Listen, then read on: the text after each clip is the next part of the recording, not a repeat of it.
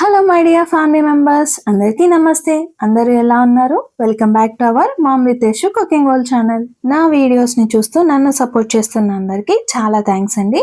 అలానే first time కానీ ఎవరైనా మన వీడియోస్ ని చూస్తున్నట్లయితే ప్లీజ్ ఛానల్ ని సబ్స్క్రైబ్ చేసుకుని వీడియోస్ నచ్చినట్లయితే లైక్ అండ్ షేర్ కామెంట్ కూడా చేస్తారని అయితే మనస్ఫూర్తిగా కోరుకుంటున్నాను. ఈ రోజు మన స్పెషల్ అండ్ హెల్దీ రెసిపీ వచ్చి పెసర్లు అలానే మినువులతో చేసిన సున్నుండలండి. టేస్ట్ అనేది చాలా బాగుంటుంది. ఎలా చేయాలో ప్రాసెస్ లోకి అయితే వెళ్ళిపోదాం. ముందుగా స్టవ్ ఆన్ చేసుకుని ఒక పాన్ అయితే పెట్టుకోవాలి. పాన్ అనేది కొద్దిగా హీట్ అయిన తర్వాత ఫ్లేమ్ సిమ్ లో ఉంచుకుని 1 కప్ వరకు పెసల్ని వేసుకుంటున్నానండి. ఇవి వేయించుకోవడం కోసం అడుగు మందంగా ఉండే పాన్ అయితే తీసుకోవాలి. ఈ పెసర్లు 1 కప్ వేసుకున్న తర్వాత అదే కప్పుతో 1/2 కప్ వరకు మినపగుళ్ళను అయితే వేసుకుంటున్నాను. నెక్స్ట్ వచ్చి 1/2 కప్ వరకు చెక్కు ఉన్న మినపప్పును వేసుకున్నానండి. ఇది వేసుకోవడం వల్ల టేస్ట్ అనేది బాగుంటుంది. మీ దగ్గర కనుక లేకపోయినట్లయితే 1 కప్ వరకు మినపగుళ్ళను అయినా వేసుకోవచ్చు. వీటన్నింటినీ వేసిన తర్వాత ఫ్లేమ్ అనేది సిమ్ లో ఉంచుకుని మాత్రమే వేయించుకోవాలండి. అప్పుడైతేనే పప్పు లోపల వరకు ఉడికి మంచి క్రంచీనెస్ అలానే ఫ్లేవర్ అయితే వస్తుంది. హై ఫ్లేమ్ లో అయితే అస్సలు ఉంచకూడదు, అలానే మీడియం ఫ్లేమ్ లో కూడా ఉంచకూడదండి. మంచిగా వేయించుకోవాలి. టైం టేకెన్ ప్రాసెస్, కాకపోతే దగ్గరుండి వేయించుకోవాలి, లేదంటే అడుగు పట్టేస్తుంది. చూసారు కదండి, ఇవైతే మంచిగా కలర్ చేంజ్ అయ్యాయి. తర్వాత 2 స్పూన్స్ వరకు బియ్యం వేసుకుని 1 నిమిషం పాటు వేయించుకున్న తర్వాత స్టవ్ ఆఫ్ చేసుకుని చల్లారనివ్వాలి. ఇవి బాగా చల్లారిన తర్వాత నేను తీసుకున్న క్వాంటిటీలో హాఫ్ క్వాంటిటీ అనేది మిక్సీ జార్లోకి వేసుకుంటున్నాను. వీటిని మెత్తని పౌడర్ లాగా కాకుండా కొంచెం లైట్ గా బరకగా ఉండేటట్లయితే చూసుకోవాలి.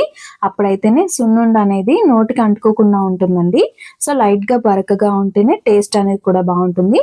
ఇలా మిక్సీ పట్టిన దాన్ని వేరొక ప్లేట్లోకి వేసుకున్నాను. తర్వాత మిగిలిన క్వాంటిటీని కూడా మిక్సీ పట్టేసుకున్నాను. ఇప్పుడు దీంట్లోకి 2 కప్స్ వరకు బెల్లం తురుమును కూడా వేసుకుంటున్నానండి. కొద్దిగా స్వీట్ ఎక్కువ తినే వాళ్ళైతే ఇంకొక 1/2 కప్ వరకు వేసుకుని దీంట్లోకి మిక్సీ పట్టుకుంటే సరిపోతుంది. చూసారు కదా, మొత్తం బెల్లం వేసిన తర్వాత మిక్సీ పడితే మనకి ఈ విధంగా అనేది వచ్చింది. ఇప్పుడు ముందు తీసుకున్న ప్లేట్లోకి దీన్ని కూడా యాడ్ చేసుకుంటున్నానండి.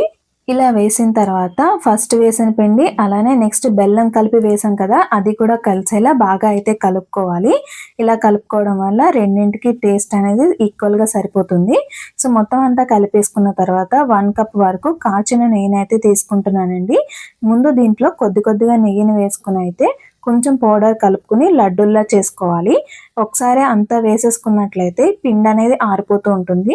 అందువల్ల కొద్దిగా వేసుకుని ఉండల్లా చేసుకుంటే సరిపోతుంది. సో చూసారు కదండి, వీడియోలో ఇలా సున్నుండలు అనేది ఈ విధంగా నొక్కుంటే ఆ ఫీలింగ్ అనేది వేరేలా ఉంటుంది. సో సున్నుండలైనా రవ్వ లడ్డు అయినా లేదంటే బూందీ మిఠాయి అయినా చేత్తో ఈ విధంగా నొక్కుంటే చాలా బాగుంటుందని నా ఫీలింగ్. సో మిగిలినవి ఏవైనా సరే నార్మల్గా నొక్కేసుకుంటే సరిపోతుంది. మొత్తం అంత పిండిని నేను ఈ విధంగా లడ్డూల్లో అయితే చేసేసుకున్నానండి. చాలా సింపుల్ గా పెసర్లు మినువులతో సున్నుండను అయితే చేసేసుకున్నాము. ఎదిగే పిల్లలకి మార్నింగే ఒకటి ఇచ్చినట్లయితే పుష్టిగా హెల్దీగా తయారవుతారు. సో తప్పకుండా ట్రై చేసి పిల్లలకైతే ఇస్తూ ఉండండి. చాలా టేస్టీగా కూడా ఉంటుంది, తక్కువ టైంలో అయిపోతుంది. ఈ రెసిపీ నచ్చినట్లయితే తప్పకుండా ట్రై చేయండి. Thank you for watching.